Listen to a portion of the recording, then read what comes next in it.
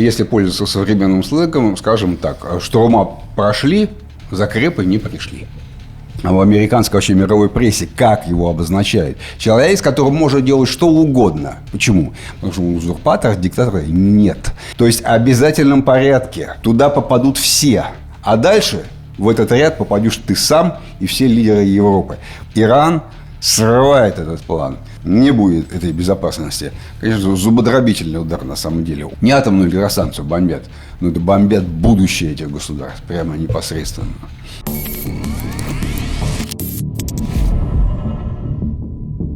Всем привет! Вы снова на канале Ширяев и Ширяев. Здесь я, журналист Евгений Ширяев, мой отец военный обозреватель Валерий Ширяев. Мы обсуждаем последние события. Здравствуйте. Сегодня, по понятным причинам, львиная доля нашего выпуска будет посвящена событиям в Иране, вокруг Ирана. Понятно, что этот конфликт – это вооруженная операция, воздушная и морская, в какой-то степени заколебала баланс сил в мировом плане. То есть это отразилось даже и на мировой стратегии. Начинаем мы наш выпуск традиционно с перечисления населенных пунктов, которые были взяты под контроль российскими военными за минувшую неделю, согласно данным Минобороны. В ДНР Дробышево и Резниковка, в Днепропетровской Краснознаменка, в Запорожской области Веселянка и Горькая, в Харьковской области также два населенных пункта взяты под контроль. Это Нескучная и Круглая. И в Сумской области населенный пункт Бобылевка. Чтобы потом к этому вопросу не возвращаться, я бы хотел сказать, что вот с Бобылевкой прямо казус какой-то определенный. Значит, уже который месяц продолжается одна и та же история. Российское командование в Харьковской и Сумской областях потихонечку через какие-то промежутки захватывает то один населенный пункт небольшой совсем, то второй, потом потихонечку добавляют в разных концах области. Да, совершенно. Все это как прям даже какой-то рандомный характер носит. И зачастую это совершенно небольшие населенные пункты, прям крохотные. Вот, например, Бобылевка. На нее посмотришь, на спутниковый снимок, там то ли один дом, то ли два дома. И, собственно, все. То есть, отчет-то она вставлена. Как с точки зрения как военное событие, оно ничего не означает. Вообще нет никакого значения. Да? Но мы говорим об этом как о процессе, который игнорировать, конечно, неправильно. Абсолютно. Это, назовем так, точки роста. То есть российское командование создает вот в этих двух областях на границах точки, которые потом потихонечку расширяются, и когда-нибудь, вероятно, может быть, они сольются в единую такую зону, которую назовут буферной зоной. Что касается главных событий, понятно, что в Запорожской области, где мы чувствуем последствия этого контрнаступления, остановившегося украинского, если пользоваться современным сленгом, скажем так, штурма прошли, закрепы не пришли. Вот. Что это означает? Как выглядит наступление сейчас, тактика наступления в российской армии? Обращаю внимание, именно в российской. То есть, какое-то подразделение или соединение выдвигает своих штурмовиков вперед в серую зону, они захватывают какой-то населенный пункт, вернее, не захватывают, а инфильтруются туда, создают какое-то начальное поле для работы. Потом, естественно, украинцы обрушивают на них все, что можно, все свои, так сказать, силы и средства, бомбардируют их, так сказать, и артиллерия, и беспилотники работают. В это время в процессе борьбы туда подходят резервы, те, которые называются подразделениями закрепления. Они приходят туда, начинают там уже оборудовать какие-то свои точки долговременные, связь налаживать и так далее. А в это время на соседнем участке, слева, справа, где-то рядом, штурмовики неожиданно проходят точно так же, но только с разницей во времени. Проходят в серую зону, начинается тот же процесс, и украинцы считают, что здесь они остановили Все, встали штурмовики российские вот на какой-то линии, больше дальше вперед не идут. Здесь остановили, резервы перекидывают туда, а в это время здесь, в серой зоне, начинается создание, начинается закрепление, то есть перевод серой зоны в зону уверенного контроля. Все это делается исключительно силами самой важной части армии, то есть подразделениями закрепления. Вот здесь, в Запорожской области, украинская армия никак не может этого добиться. То есть штурмовики прошли, они там сидят, слоеный пирог создался, а каждый день по несколько раз постоянные попытки и на технике, и пешком пройти, создать какую-то плотность войск в этом слоеном пироге, которая позволила бы им просто, так сказать, перевернуть ситуацию. И этого не получается. То есть эти наступления все время отбиваются. В результате вот ситуация застыла. То есть если контрнаступление украинское развивается на участке от Терноватого до Великомихайловки, то вот как раз от Терноватого на юг до Гуляйполя там-то движение продолжается, и ты назвал вот эти два населенных пункта, Веселянка и Горькая, это как раз в тех местах уже группировка войск «Восток» захватила. То есть они продолжают двигаться на запад.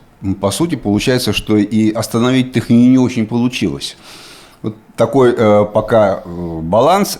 Посмотрим, что предпримет украинская команда. Потому что понятно, что на эту ситуацию надо обратить внимание, она требует подкреплений, резервов она требует. Вот. И еще из тех участков, на которые я бы обратил внимание, обращаю внимание на Лиман.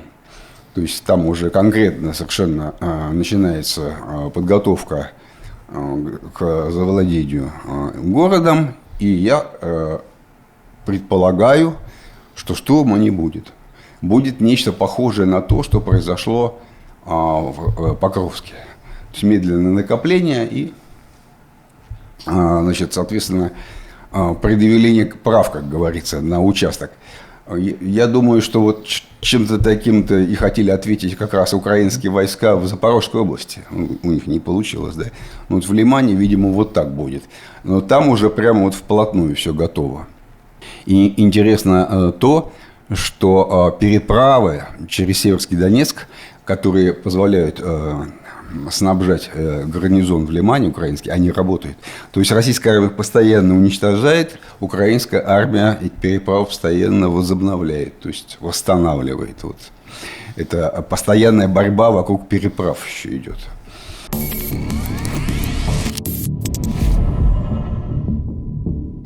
В прошлом выпуске подробно говорили о том, какие вообще сейчас применяются новые способы пополнения. В частности, ты рассказывал о том, что сейчас увеличивается набор в войска беспилотных систем. Как мы знаем, по вузам пошли уже вербовщики. Ну, у всех разные соображения. Ну да, и возникла вообще общественная дискуссия большая по этому поводу. Ну, я бы сказал, что на самом деле набор в беспилотные войска – это задача номер один вообще на самом деле. Гораздо важнее, чем все остальные войска. Тут мое мнение простое. Люди спрашивают, а не получится ли так, что контракт не будет выполнен? Ну, потому что он уникальный, он срочный. То есть ты можешь выбрать год, 2, 3, 5 лет. А потом, как приводит довод, вступает в действие указ президента о мобилизации, который имеет высший приоритет. Да? И он важнее, чем этот контракт. На самом деле, это очень спорный тезис, очень спорный. Но вот в чем проблема. Ни у кого из тех, кто вот об этом рассуждает, это почти всегда юристы. Ни у кого из них нет реального кейса такого случая. И пока еще никто ничего, вот все там комментарии в социальных сетях, я знаю такого человека, я видел, это все пустое, пропускаем им дело. С именем и фамилией, вот реально случая такого мы не знаем. Поэтому все, во что упирается общественное мнение, это юридический анализ текста. и соотнесение его с указом президента. Так вот, я что хотел сказать. Мы живем в России. Это вот важнейшая часть этой коллизии, потому что у нас право применения имеет в 10 раз более важное значение, чем, собственно, содержание самого документа, и закона, и подзаконного акта, вплоть до Конституции. Поэтому гораздо важнее посмотреть, на что будет дальше. Никакие самые правильные контракты, самые там юридически выверенные никого не спасут. Самое главное, что сохраняется эксцесс исполнителя. Вот этот соблазн для низовых командиров внизу при нехватке личного состава в каких-то других подразделениях, не обязательно штурмовиков, там артиллерия, связь, что ему надо укрепить кадрово, да? Это соблазн взять из беспилотных войск и перевести куда-то еще, он сохраняется. И он будет всегда. И поэтому вовсе не обязательно это будет какая-то там согласованная, целенаправленная, правоприменительная практика государства. Вот людям дали контракт, а потом взяли и перевели в какие-то другие подразделения. Нет. Главный, кто может решить этот вопрос, это будущий, пока не назначенный командующим войск беспилотных систем. Вот так.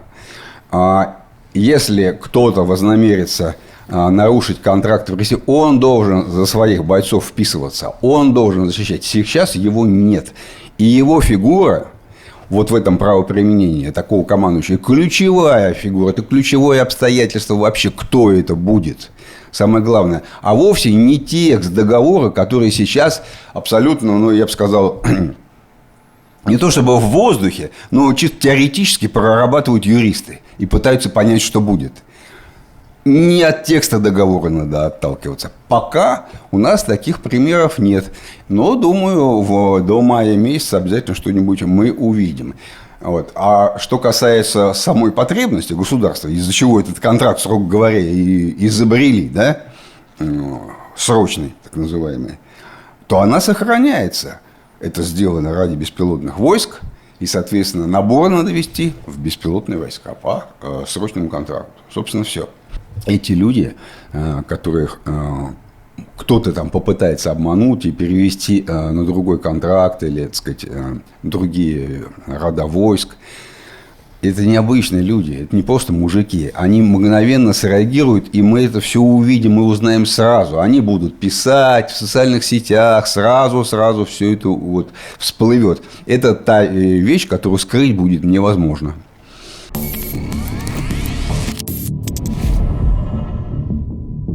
В Иране началась война в минувшую субботу. Израиль и США начали совместную воздушную, морскую операцию. Сейчас, естественно, это самая главная тема.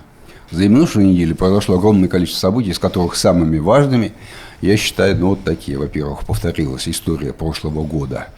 И уничтожены были в первый же день лидеры государства и армии. Вот. Второе. ПВО Ирана показало полное свое бессилие. Это фиаско. До сих пор, насколько я понимаю, не сбит ни один самолет, или если сбит, то один. Вот, все. Это просто вот катастрофа. Угу. Но и третье, важнейшее событие, оно уже такое вот прям мировое значение имеет, это, конечно, убийство лидера государства Хаменеи непосредственно, то есть чего раньше не делали. Тут обязательно нужен комментарий. Я вот что скажу. Когда мы учимся в школе, проходим средние века, мы знаем, что Генуэзская, Венецианская и Флорентийская республики были феодальными республиками в XIV веке. Но это были республики, мы их так называем. Поэтому сейчас перед нами очень своеобразная теократическая республика. И этот человек, Хаменеи, был выбран именно в выборном процессе. Это не был какой-то латиноамериканский генерал-путчист, который просто сделал переворот и захватил власть. Его нельзя называть там узурпатором, диктатором, понимаешь, это другого класса человек. А мы посмотрим, что сейчас в американской вообще мировой прессе, как его обозначают. Человек, с которым можно делать что угодно. Почему? Потому что узурпатора, диктатора нет. Это другое. Почему это так важно? Потому что следующий человек – это Си Цзиньпинь. Человек, который возглавляет вторую термоядерную державу после США, ну и России, да, третью, и приведен к власти специфическим выборным процессом внутри китайской коммунистической партии.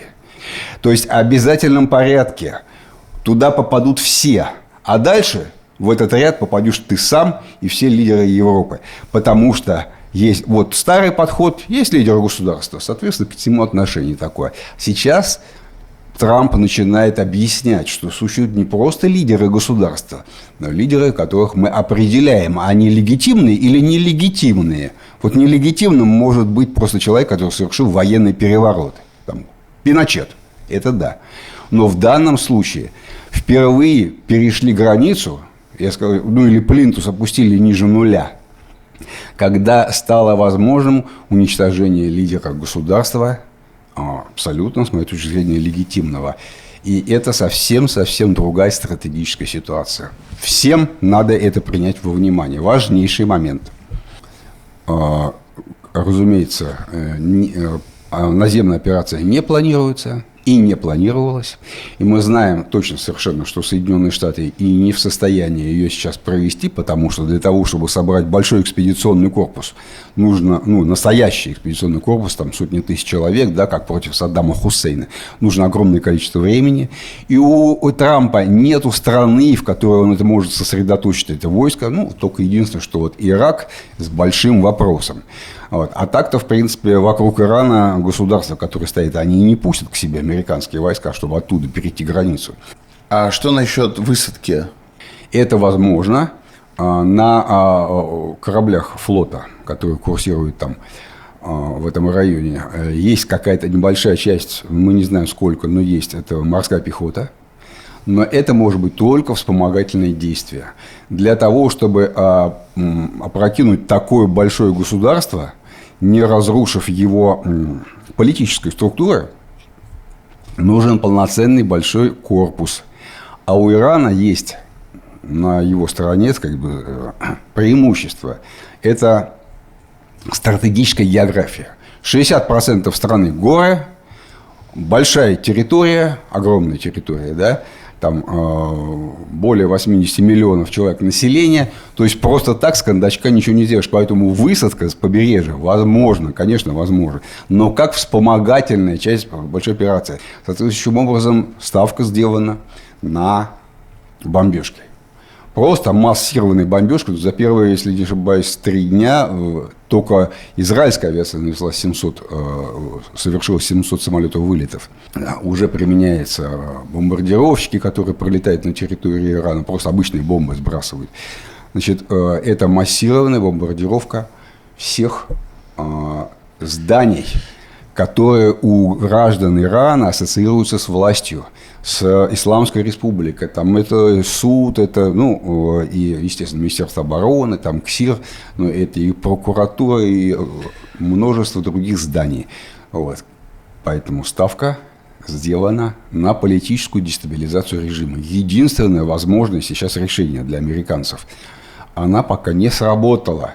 Все эти призывы брать власть в свои руки кончились ничем. Мы точно совершенно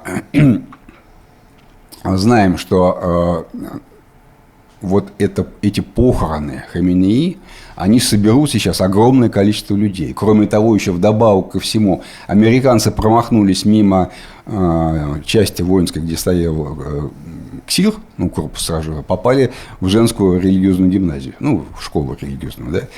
Погибло огромное количество девочек. Вот. Это лично для меня, факт неубиенный. Я не собираюсь объявлять это, так сказать, там какой-то пропагандой и так далее. Это воздействует на население очень серьезно, потому что надо знать, что такое Иран и Восток. Поэтому сейчас идет консолидация общества вокруг правительства.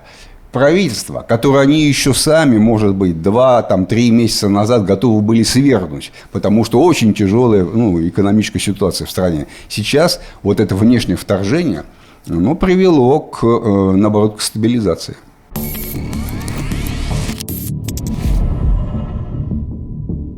И ровно на это же, на внутренние беспорядки и свержение правительства направлена вся история с курдами. Это что за история? Что часть иранских партизан, иранского Курдистана, которые борются за независимость, они находятся на самом деле на территории Ирака, в иракском Курдистане. И вот они, по идее, как предполагается, должны перейти границу и, разжечь, восстание в Курдистане, в иранском, именно в Иране, с тем, чтобы отторгнуть провинцию, получить собственное государство. Сколько курды не живут на свете, столько они мечтают о своем собственном государстве, и столько им его и обещают. Курды борются за независимость, создание собственного государства не только в Иране, в Ираке, но еще и в Сирии. И только что буквально они были союзниками американской армии в Сирии в борьбе против Асада и против запрещенного в России ИГИЛа. Там. Видишь ли, курды между собой все связаны, говорят на едином языке и читают одни и те же курдские газеты и ресурсы в интернете. Поэтому вот то, что произошло в Сирии, это очень важно, потому что в Сирии курды были ближайшими союзниками американцев, боролись там против всех американских врагов. И когда сейчас бросили этого Асада, и туда пришли бывшие, так сказать, эти террористы, которые сейчас вроде уже легализованное правительство Сирии считается, в Дамаске, американцы их бросили мгновенно, курдов, все. Ни помощи, ни поддержки никакой. И это было очень резко сделано. Очень неприятно. Курды это запомнили. Здорово. Потому что это только что вот произошло, буквально, только что. А теперь снова хотят. Да, если бы хотя бы год прошел с этого момента, а тут прям подряд. Здесь мы их кинули, а здесь мы их используем. Не знаю, как курды ответят. Я лично считаю, что это снижает вероятность того, что курды захотят на стороне американцев сражаться. Сейчас. Посмотрим. Им можно предложить какие-то там пряники, там, оружие, деньги, там, дипломатическую поддержку. Другой вопрос еще, что иранцы сами не захотят иметь никакого дела с курдами, скорее всего. Ведь. Да, и курды, курдские партизаны, да, непопулярная публика в Иране, это точно. Есть еще Потому что они сепаратисты. Конечно. Есть еще один момент. Видишь ли, все-таки Курдистан очень далеко от Соединенных Штатов. И если ты выдаешь своему союзнику, курдам в данном случае, какие-то обязательства на потом, на после войны, война закончилась, а теперь ты должен бороться за их независимость. Это очень мудрено сделать. Это очень непросто продолжать поддерживать курдов в тот момент, когда уже все закончилось. Поэтому очень большие сомнения, что американцы выполнят вот эти обязательства свои, которые они сейчас, может быть, в этот момент офицеры спецназа США пытаются выдавать курдским лидерам.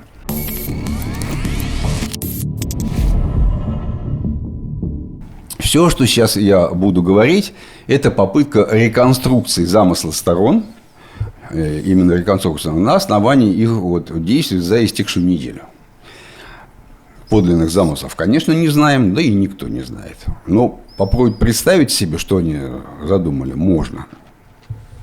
За пример взята воздушная операция против Югославии. 78 дней. Официально военной операции, из них 2 месяца прям интенсивных бомбежек, 35 тысяч самолетов вылетов, страна в разы меньше, чем Иран, население там просто раз в 10 меньше, чем в Иране. И вот за 2 месяца, там за 2,5 месяца их поставили на колени, заставили выполнить условия Соединенных, не Соединенных Штатов, а НАТО, скажем так, да. НАТО, было, скажем так, Милошевича просто сбросили, правительство поменялось, удовлетворили требования о выделении Косово, и так далее. В общем, самое главное, что стратегическая цель была достигнута без наземной операции. Это и есть попытка сейчас повторить успех той самой югославской операции. Повторить. Но исходно Трамп, судя по всему, надеялся на более быстрые темпы. Не 2,5 месяца. Потому что сначала он говорил несколько дней, потом очень быстро поправился, буквально через пару дней он сказал там 6-8 недель. 4 недели сначала. Сначала 4 недели, Да. потом 6-8 недель. Планировалась очень краткосрочная операция, потому что еще и был пример июньского налета. Вот эта воздушная операция на грани авантюры, когда пришли, отбомбились и улетели. Собственно говоря, тогда сказали, что цель выполнена. Мы это отлично помним. Тогда сказали, что ядерная программа Ирана отброшена на годы. И вот буквально только что мы услышали, что, оказывается, накануне вот этой операции нынешней, Иран стоял на пороге создания ядерного оружия. Это как они в июне месяце отбросили на годы, а сейчас все это лукавство, конечно. Абсолютно.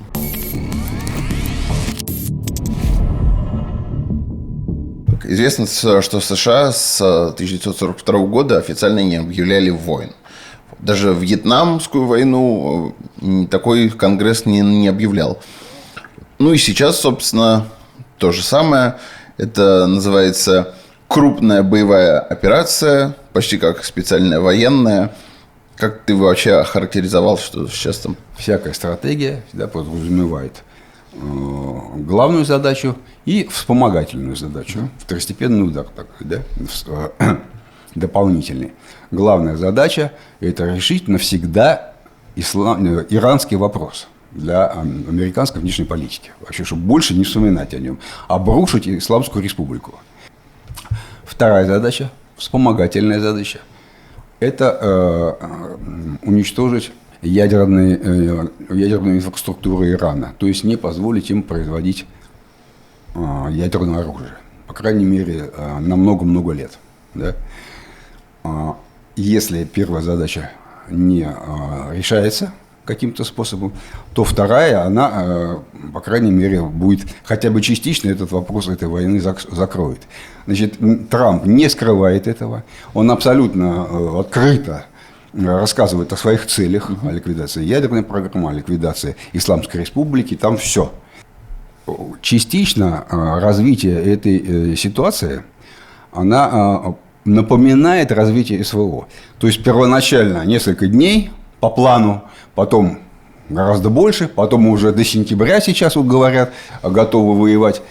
То есть руководство США понимает, что ошиблось, и адаптируется прямо по ходу боевых действий, так как это происходило и между Россией и Украиной.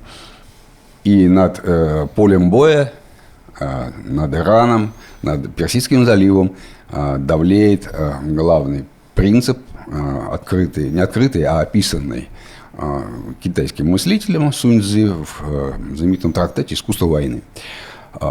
Он был горячим сторонником быстрой войны и быстрого разгрома противника. То есть, если уж нельзя избежать войны, лучше всего вообще ее не вести, да, по Сунь Цзы.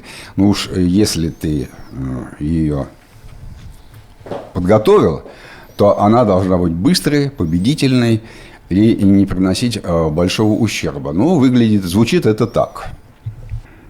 Война любит победу и не любит продолжительности. Никогда еще не бывало, чтобы война продолжалась долго, и это было бы выгодно государству. Трамп всегда на этом настаивает. Надо добиться своей цели быстро, без потерь, чтобы, самое главное, граждане США не погибали на этой войне. Да? Быстро, без потерь и желательно недорого. Но это уже не получится, потому что эта война очень дорогая. Как и Израиль. Как и Израиль. Который тоже... Но у Израиля есть дополнительная задача. Он хочет еще и ликвидировать ракетную программу Ирана. То есть, чтобы он еще и ракеты не мог производить. Израиль использует свой особый инструмент в этой войне. Это воздействие на Соединенные Штаты, особые отношения с Трампом и так далее. И, по сути, Израиль сыграл очень большую роль в том, что Трамп склонился к этой войне. Трамп не читал Свечина. А у Свечина четко прописано там в этой книжке «Стратегия». Отношения большого государства и маленького союзника – сложная система.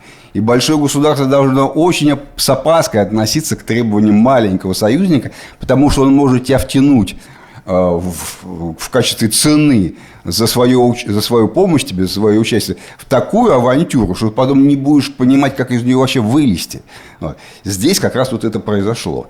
Также точно это и задача и израильских военных. Израиль всю свою историю ведет короткие войны. Сколько мы не вспомним, там, 6-дневная война, там еще 12-дневная вот это вот, да, в прошлом году. Абсолютно израильское общество не готово к длинной войне с большими потерями, и экономика израильская не готова. И вся военная машина запланирована на другое. Она должна нанести быстрый удар, зубодробительный, добиться своих целей коротким таким вот тычком. После этого противник должен, значит, начать собирать силы для следующей войны.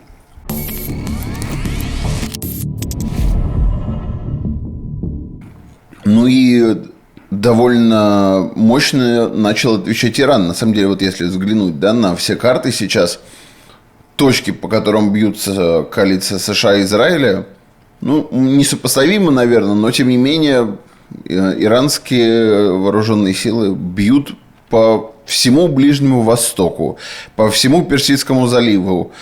Все вот эти страны: Оман, Катар, Бахрейн, Саудовская Аравия, ОАЭ, конечно, все эти нефтяные монархии оказались втянуты в эту войну просто вот по щелчку пальца. Но ты знаешь, здесь мы уже переходим к стратегии Ирана. На что надеялся Иран и какой план действий у него был в преддверии этой войны. То, что они разрабатывали, это гарантию дают, 100% план существовал. Они пошли по довольно неожиданному пути. Они пошли осуществлять сценарий, который называется «Горит сарай, гори и хата». Нет никаких сдерживающих мотивов. Можно все. Абсолютно. Государство стоит на грани. Запреты исчезли, красные линии исчезли. Надо вовлечь максимальное количество игроков в этот конфликт. Они специально бомбят всех, до кого могут дотянуться, в том числе английские базы на Кипре. Даже так, чтобы Англию втянуть. То есть плывет в этот регион Шарль де Голль, французский ядерный авианосец. Отлично. Это то, что нужно Ирану. Чем больше будет конфликт с точки зрения вот мировой политики, тем больше в сознании у людей везде будет отображаться, так сказать, вот, идея такого гордого независимого государства Иран, который сражается со всем миром, а на самом-то деле все эти государства небольшие, персидские монархи, вот в смысле аравийские монархии, все эти там англичане, они большого-то вклада в эту операцию-то не сделают. Там все равно главные две армии — Израиля и США, и все. Но зато максимальное воздействие на мировую политику и экономику. И, например, ярким примером того, что исчезли красные линии, мы можем вот указать на то, что Amazon сообщил, что его дата-центры разбомбили беспилотники иранские в Бахрейне и в Эмиратах. И сразу Ближний Восток остался без облачных сервисов. Это, кстати, та красная линия, которую на Украине еще не перешли. Там никто дата-центры не бомбил. А здесь, пожалуйста, прямо на второй день. В результате все эти государства, ну, небольшие, карликовые, да, не могут нанести там 1, 2, 3 удара, десяток, не больше. Это мизер. Ну, они могут удовлетвориться просто этим, ну, как в голом престиже, но не больше. Поэтому, на самом деле, военную эту ситуацию это не изменит. Все, биржи мировые отреагировали, цены уже пошли вверх. Все случилось так, как, в общем, планировал Иран. А Соединенные Штаты не ожидали, как я понимаю сейчас. Это достаточно неожиданно для них, вот такой быстрый переход к всемирной войне, что называется. Ведь когда-то в будущем человечество прекратит использовать нефть, газ, углеводороды вообще. И вот это богатство, на котором зиждется благополучие монархии Аравийского полуострова, оно исчезнет. Я имею в виду нефть. Оно никому не будет нефть нужна. Ну, в отдаленном будущем, но это случится. Но есть запасной план. у всех этих государств есть запасной план – стать тихой гаванью для бизнеса, максимальное удобство ведения и так далее. То, что Эмираты сейчас вот прямо как модель продвигают, да, это и получается. И получается. Но для них есть главное условие вот для такого плана. Безопасность. Да. Тишина, безопасность. Бизнесмен пришел сюда, может забыть про все проблемы. Да. А тут вдруг все, кто сейчас в Дубае, ну, жертвы есть, черт побери. Да, и самое главное, бизнес неустойчиво чувствует, он начинает волноваться. И вот это все планы на будущее построение такого некой средневосточной Швейцарии такой, понимаешь, что в Швейцарии деньги вкладывают только из-за безопасности и больше ни из-за чего, собственно говоря, что там горы стоят. Вот Иран срывает этот план. Он всем дает понять, что не будет этой безопасности. Конечно, зубодробительный удар на самом деле. Он вроде бы незаметен, понимаешь, вот это не атомную электростанцию бомбят, но это бомбят будущее этих государств, прямо непосредственно. И недаром, рассуждая о стратегии Ирана, мы сразу вспоминаем о том, как Иран наносит удары по Персидскому заливу, а иранские прокси из Йемена бомбят Саудовскую Аравию и корабли проходящие. Наносятся удары вдруг по Иордании, а из Ирака наносятся удары по американским базам. То есть все страны вовлеклись. Ливан, совершенно верно, бомбит Израиль. То есть немедленно все страны вовлеклись, и везде вот такая в какой-то степени хаос, понимаешь, идет. Это не просто так, это именно вот замысел, это стратегия. Она с первого дня осуществляется.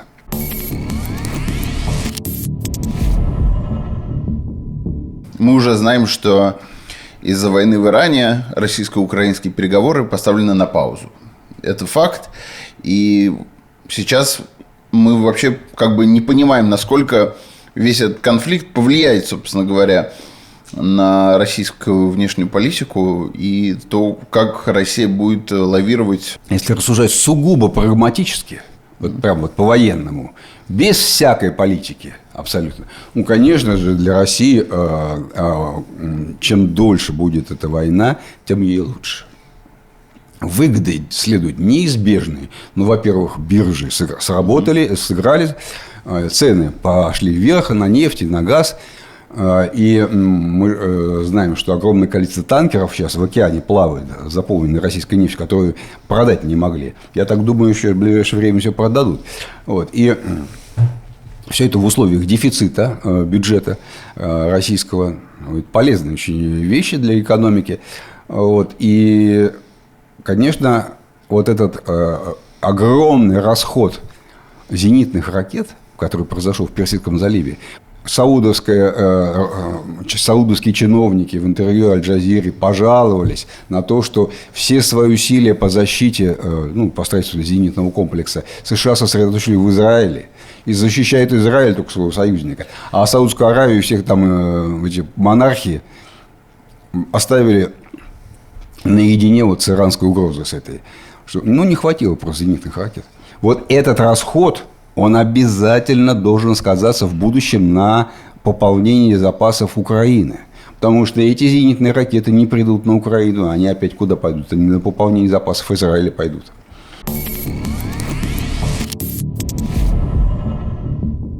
Окей. Сколько вообще такая операция стоит? Потому что разные цифры называются, разные СМИ, там турецкие СМИ, возможно, источники из НАТО получают эти данные. Сколько стоят сейчас все эти бомбежки, вылеты? То, что посчитали журналисты ущерба на сегодня, это просто вот эти стратегические радиолокаторы американские, которые в Персидском заливе размещены. Там до $2 миллиардов сразу, так сказать, потери. Но правильнее при оценке расходов считать просто расход боеприпасов и затраты на обслуживание техники, личного состава. Это самое интересное. Да, и так далее.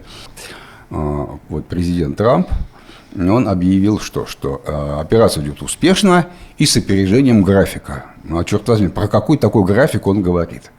Это график нанесения ударов. То есть у американцев, в НАТО это называется банк целей.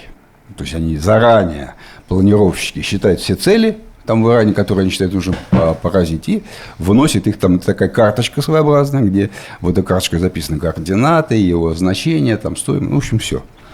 И Трамп просто констатировал, что цели уже поражено больше, быстрее они поражаются, чем вот по графику они шли. Значит, этих целей на самом деле окажется, дальше я просто предрекаю, гораздо больше, чем они первоначально считали. Так всегда бывает просто. Потом еще что-то, еще что-то. При анализе, первом взгляде на спутниковые снимки, которые мы сейчас видим, этих пораженных, мы уже видим, что многие цели не уничтожены, а повреждены. То есть нужна доразведка, оценка ущерба и повторные удары. И еще плюс к этому. Значит, соответствующим образом стоимость увеличивается. Согласно оценке канала «Разведдозор», стоимость боеприпасов и обслуживания на один вылет F-35, один только вылет, 5-часовой, да, $2,5 миллиона. Значит, если я возьму эти цифры и просто умножу на то количество вылетов, которые было в Югославии, у меня уже получится дикие деньги. $200 миллиардов. 200 миллиардов минимально будет израсходована только авиация. Но мы сюда не включаем расходы на флот. Мы не включаем сюда расходы на обслуживание всех космических систем, которые, и, конечно, кибервойска американские и много-много чего еще, действия спецназа. Вот это все вместе не превысит, конечно, годовой бюджет Пентагона, но Конгресс США, конечно, зачешется. Потому что это совсем не запланированные деньги. И это не похищение Мадуро. Это совсем другое. Поэтому, если каждую следующую неделю отодвигать вот так, и до 100 дней, как сейчас уже сказали, да, пресса, есть вероятность, что американская политическая машина вмешается. Потому что это не запланированные расходы. Трамп имеет все полномочия на такие действия, все понятно. И тем не менее, эти два государства действуют прямо в противоположных условиях. У Трампа есть ограничения, которые все-таки ему могут выставить. У иранского аятоллы, или совета, который сейчас избран временно исполняющим, да, обязанности аятоллы, никаких ограничений. Ни по бюджету, вообще ни почему. У них беда пришла в дом, государство гибнет. Они отменили все красные линии. У них уничтожили главу государства. Трамп совсем в другом положении. Поэтому это неравновесная ситуация. Иран себе может позволить что угодно до смерти. Американцы могут себе позволить умеренно.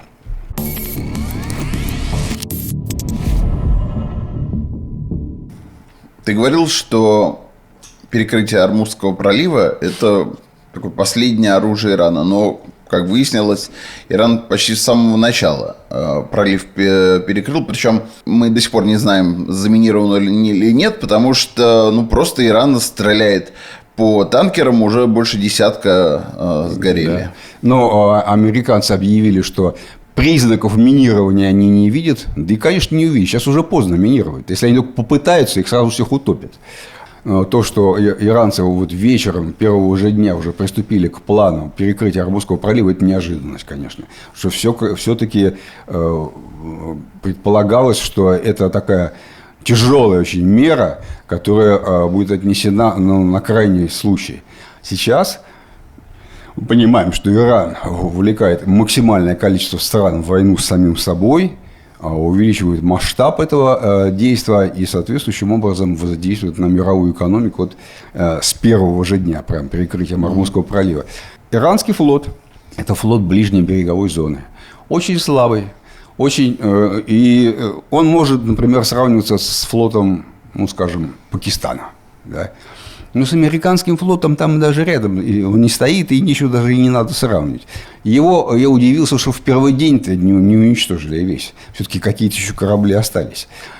Иранцы показали еще раз, если кто не понял, что контроль акватории, в частности, здесь Ормузского пролива, происходит не с помощью надводного флота, А для этого достаточно авиации, ракет крылатых, там, противокорабельных ракет и беспилотников дальнего действия. Все. Они вот на 100 километров летит беспилотник, втыкается в этот танкер несчастный, и он сразу загорается. Вот, собственно, и все.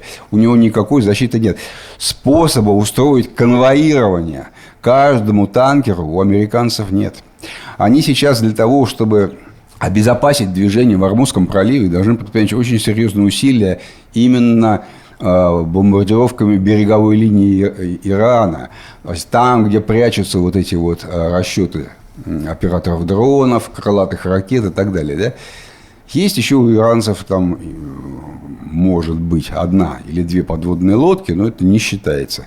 Все сейчас разговаривают о том, что, возвращаясь с военно-морских учений из Индии, был поражен американская торпеда, американская ядерная подлодки. Иранский корабль сравнительно небольшого тоннажа, по-моему, 1200-1300 тонн. Хотя его записывают во фрегаты, военный корабль иранский. Что это означает? Американцы просто всему миру подтвердили известную истину, которую все воспринимали как в теории. Американский флот, за исключением Арктики, которая примыкает к русскому северу, и там Гаджиево и всем остальным базам, да, российского ядерного флота, и весь остальной земной шар, вся акватория Мирового океана находится под плотным контролем американского флота. И где хотят, там настигнут и потопят. В Индии надо возле Китая, потопят возле Китая. То есть это глобальная роль флота, которые просто выбрали этот корабль, возвращающийся из Индии, для того, чтобы подтвердить для всего мира свои возможности и продемонстрировать, как это происходит. Это первая торпедная атака для американцев за огромное количество времени. Со времен Второй мировой. Да, они этим как бы сейчас воодушевлены и обсуждают. Есть еще один момент. Утопили странный очень проект. Значит, иранцы сделали дрононосец. Взяли корейской постройки сухогруз огромный, покрыли стальным листом палубу, ну там его преобразовали соответствующим образом, там проект был отдельный, нагрузили на него беспилотный летательный аппарат и, собственно говоря, сказали, что это вот наш иранский авианосец. Максимум, что он мог бы сделать, этот аппарат, это выйти в море, допустим, против того же Пакистана, ну, сравнимого флота.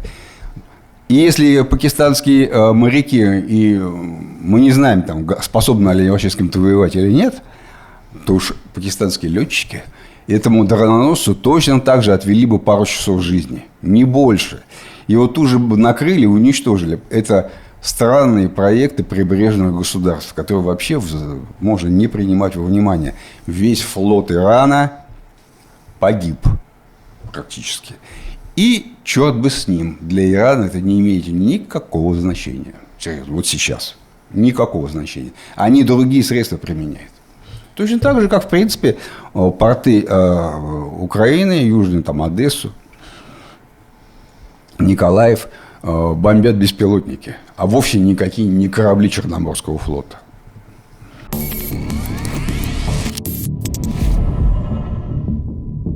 Еще одно морское событие. Это в Средиземном море украинские беспилотные катера потопили российский корабль. Это важный момент, потому что до этого это район операционный, в котором действует украинская база морских диверсантов. Она где-то там в этом районе базируется. Понятно, что, скорее всего, в Ливии, потому что Ливия – это бесхозное государство, где никто ничего не может контролировать. Они, видимо, дали взятку просто какому-то местному Багдыхану, который сказал: ребят, все, приступайте, только через месяц еще раз со своим чемоданом денег ко мне придите. Вот примерно так я понимаю этот процесс. Это может быть туристическое судно, под туристическое судно замаскированное, да? Может быть, там рыболовецкий сейнер, или просто в духе там приключенческих фильмов про субмарины Рейха какая-нибудь подводная пещера, там чего угодно может быть на самом деле. Но база украинских диверсантов уже год с лишним, 14 месяцев, находится в этом районе. И вот потому что там один за другим атакуют танкеры. Танкеры нельзя атаковать, топить, короче, их нельзя, потому что там нефть, даже если он пустой, все равно нефтепродукты всплывают, и это тяжелый ущерб для экологии. А тут газ. Средиземное море, оно, между прочим, сплошные курорты.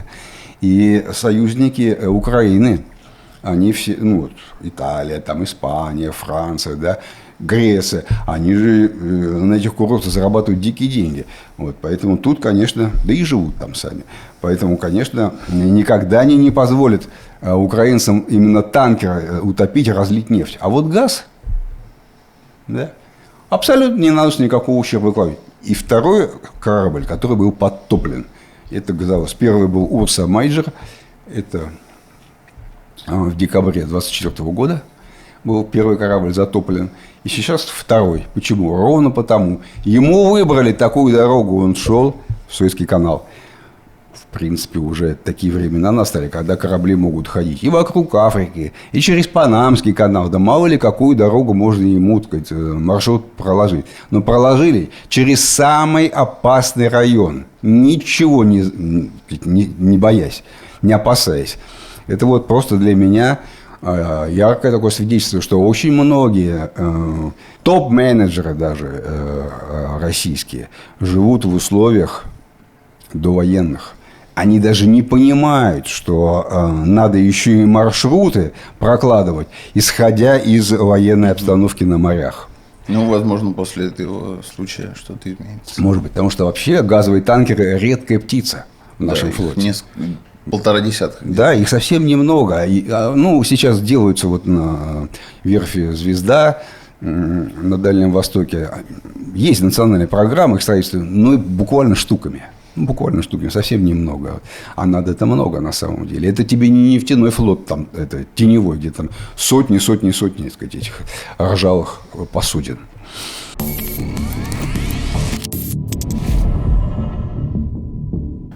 На этом у нас все. Спасибо, что посмотрели. Спасибо, что были с нами. И поскольку наступает 8 марта, мы поздравляем всех наших зрительниц, подписчиц, всех с этим праздником, дорогие женщины. Желаем вам счастья, здоровья, и чтобы ваши близкие, ваши мужчины вас не тревожили своими проблемами, чтобы вы были спокойны. Наверное, вот на этом мы и закончим сегодняшнюю передачу. Спасибо. До свидания. Всего хорошего.